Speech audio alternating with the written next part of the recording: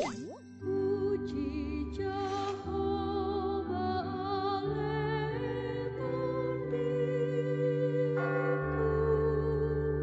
puji ibadah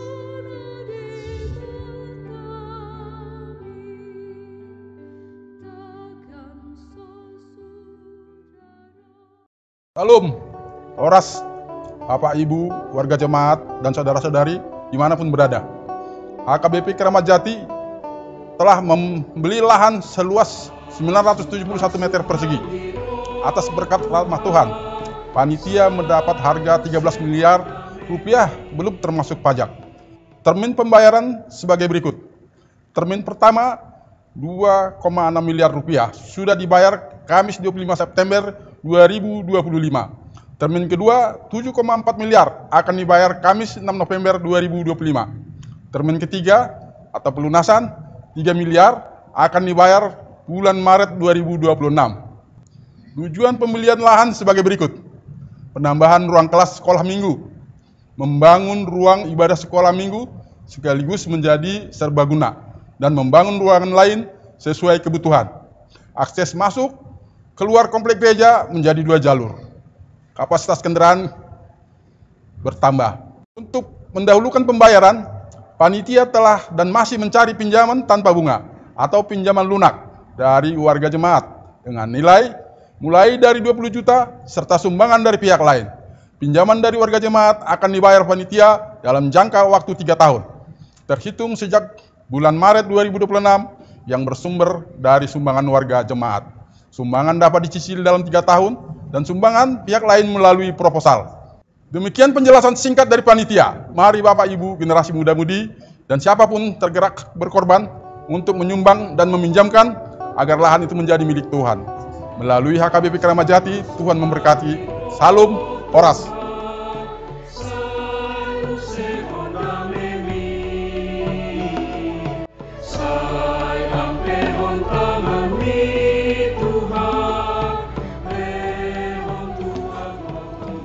Shalom, selamat pagi buat kita semua Bapak Ibu dan saudara-saudara. Pagi hari ini kita akan mendengarkan firman Tuhan. Marilah kita berdoa. Kasih karunia dari Tuhan Allah Bapa dan dari anaknya Tuhan kita Yesus Kristus. Amin. Firman Tuhan yang menjadi renungan untuk kita di pagi hari ini tertulis dalam kitab Mazmur pasal 32 ayat 5. Mazmur 32 ayat 5 demikian dikatakan. Dosaku kuberitahukan kepadamu dan kesalahanku tidaklah kusembunyikan. Aku berkata, aku akan mengaku kepada Tuhan pelanggaran-pelanggaranku, dan Engkau mengampuni kesalahan karena dosaku. Demikian firman Tuhan.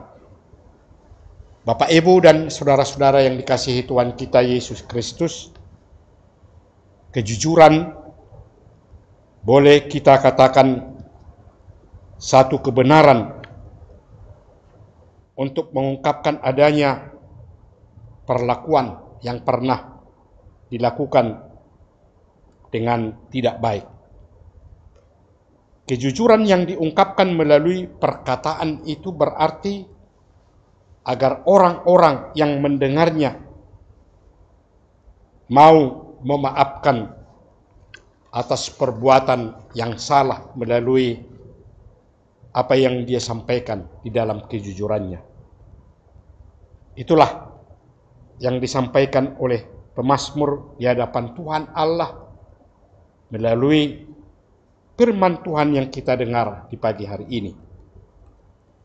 Dia datang ke hadapan Tuhan, datang menyembah Tuhan untuk memohon pengampunan, karena dia dengan hati yang penuh dengan kejujuran pernah melakukan yang tidak benar, pernah melakukan perbuatan-perbuatan yang tidak dikehendaki oleh Tuhan, dan dia merasakan bahwa perbuatan itu membuat dia sudah berdosa.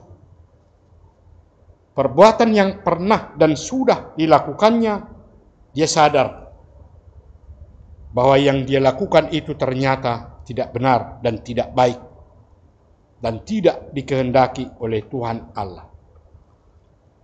Barangkali pada saat dia melakukan perbuatan yang tidak benar itu di dalam kehidupannya, dia sudah meninggalkan Tuhan dan mengabaikan apa yang sudah disampaikan oleh Tuhan kepadanya. Yang sepatutnya di dalam kehidupannya sebelum melangkah dan bertindak, perlu memikirkannya. Namun tidak peduli atau tidak memikirkan dulu benar atau tidak jika perbuatan itu dia lakukan. Jadi berpikir sebelum berbuat tentu sesuatu hal yang perlu untuk dilakukan, dengan tujuan agar apa yang dilakukan tidak mengakibatkan sesuatu yang tidak baik. Kita mungkin sudah pernah melakukan seperti itu sehingga apa yang kita lakukan tidak mendatangkan yang tidak baik bagi diri kita atau bagi orang lain. Jadi pemazmur dengan penuh kejujurannya itulah dia datang di hadapan Tuhan dengan mengatakan, dosaku kuberitahukan kepadamu, dan kesalahanku tidaklah kusembunyikan. Dia memahami bahwa segala perbuatan yang tidak benar yang dia lakukan akan mendatangkan segala sesuatu yang tidak baik di dalam kehidupannya. Oleh karena itulah dia secara terus terang menyampaikan kepada Tuhan ada perbuatan-perbuatan yang sudah melanggar kehendak Tuhan yang mengakibatkan dia berdosa.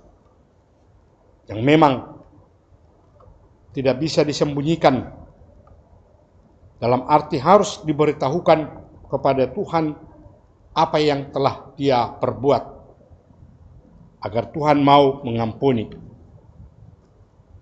Tuhan dengan kasih setianya yang begitu besar sudah pasti tidak akan menolak umatnya yang datang kepadanya memohon pengampunan.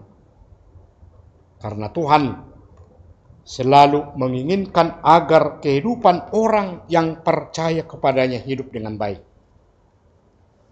Melalui renungan inilah yang tentu mengingatkan kita kembali ketika kita merasa ada perbuatan-perbuatan yang melanggar kehendak Tuhan di dalam kehidupan kita. Tuhan tetap siap dan bersedia menerima orang-orang yang datang memohon pengampunan kepadanya. Kita harus tetap menunjukkan di dalam kehidupan kita ada hubungan yang baik dengan Tuhan. Karena dialah yang selalu melindungi kita, menyertai kita dan menolong kita di dalam menjalani kehidupan setiap hari yang tentunya kita tidak melakukan hal-hal yang tidak dikehendakinya. Tuhan kiranya memberikan kekuatan kepada kita dan selalu melindungi, menyertai kita dalam melakukan semua aktivitas dan pekerjaan kita. Amin. Mari kita berdoa.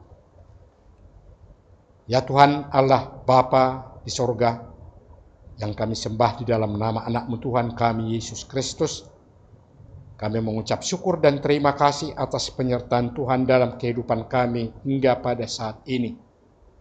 Kami dapat hadir di hadapan-Mu untuk bersekutu dengan Engkau mendengarkan firman-Mu, yang telah mengingatkan kami kembali betapa besar kasih setia Tuhan yang selalu melindungi, menyertai kami semuanya. Khususnya bagi kami ya Tuhan, yang melakukan sesuatu yang tidak Tuhan kehendaki, kami datang ke hadapan-Mu untuk memohon pengampunan, karena Engkaulah yang selalu memberikan kekuatan bagi kami, sehingga kami mampu untuk melakukan pekerjaan kami.